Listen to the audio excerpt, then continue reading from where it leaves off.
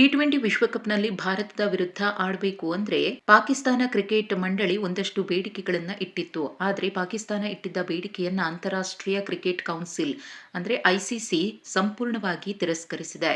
ಭಾರತ ತಂಡದೊಂದಿಗೆ ದ್ವಿಪಕ್ಷೀಯ ಕ್ರಿಕೆಟ್ ಸರಣಿಯನ್ನ ಪುನರಾರಂಭ ಮಾಡುವಂತೆ ಪಿಸಿಬಿ ಒತ್ತಾಯಿಸಿತ್ತು.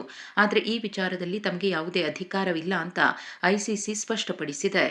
ಅಲ್ಲದೆ ಭಾರತ ತಂಡದ ದ್ವಿಪಕ್ಷೀಯ ಸರಣಿಗಳ ಬಗ್ಗೆ ತೀರ್ಮಾನ ಕೈಗೊಳ್ಳುವ ಅಧಿಕಾರ ಬಿಸಿಸಿಐ ಮತ್ತು ಭಾರತ ಸರ್ಕಾರದ ಬಳಿ ಮಾತ್ರ ಇದೆ.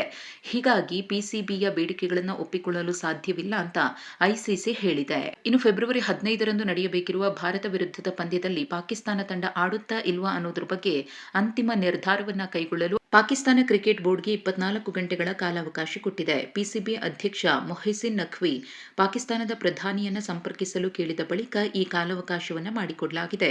ಒಂದು ವೇಳೆ ಪಾಕ್ ಪಂದ್ಯ ಬಹಿಷ್ಕಾರ ಮಾಡಿದ್ರೆ ಭಾರೀ ದಂಡ ತೆರಬೇಕಾಗುತ್ತೆ ಅಂತ ಐಸಿಸಿ ಎಚ್ಚರಿಕೆಯನ್ನು ನೀಡಿದೆ.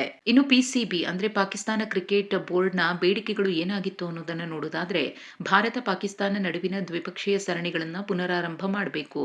ಭಾರತ ಬಾಂಗ್ಲಾದೇಶ ಮತ್ತು ಪಾಕಿಸ್ತಾನ ನಡುವಿನ ತ್ರಿಕೋನ ಸರಣಿ ಆಯೋಜನೆ ಮಾಡಬೇಕು. ಭಾರತ ತಂಡಕ್ಕೆ ಸೆಪ್ಟೆಂಬರ್ನಲ್ಲಿ ಬಾಂಗ್ಲಾದೇಶ ಪ್ರವಾಸಕ್ಕೆ ಅವಕಾಶ ನೀಡಬೇಕು ಅನ್ನೋ ಬೇಡಿಕೆಗಳನ್ನ ಇಟ್ಟಿತ್ತು. ಇದೀಗ ಭಾರತ ಮತ್ತು ಪಾಕಿಸ್ತಾನ ಪಂದ್ಯ ನಡೆಯುವ ಬಗ್ಗೆ ಕುತೂಹಲ ಹೆಚ್ಚಾಗಿದ್ದು ಕ್ರಿಕೆಟ್ ಜಗತ್ತು ಕಾತರದಿಂದ ಕಾಯ್ತಿದೆ. ಮತ್ತೊಂದು ಕಡೆ ಭಾರತ ಮತ್ತು ಪಾಕ್ ನಡುವಿನ ಪಂದ್ಯ ರದ್ದಾದ್ರೆ ವ್ಯಾವಹಾರಿಕವಾಗಿಯೂ ಕೂಡ ಸುಮಾರು 4,000 ಕೋಟಿ ರು ಲಾಸ್ ಆಗಲಿದೆ ಅನ್ನೋ ಅಂಕಿ ಅಂಶಗಳು ಲಭ್ಯವಾಗಿವೆ. ಹೀಗಾಗಿ ಬಿಕ್ಕಟ್ಟು ಬಗೆಹರಿಸಲು ಪಾಕಿಸ್ತಾನ ಕ್ರಿಕೆಟ್ ಮಂಡಳಿ, ಬಾಂಗ್ಲಾದೇಶ ಕ್ರಿಕೆಟ್ ಮಂಡಳಿ ಮತ್ತು ಅಂತಾರಾಷ್ಟ್ರೀಯ ಕ್ರಿಕೆಟ್ ಮಂಡಳಿ ನಿರಂತರ ಸಭೆಯಲ್ಲಿ ತೊಡಗಿಕೊಂಡಿವೆ.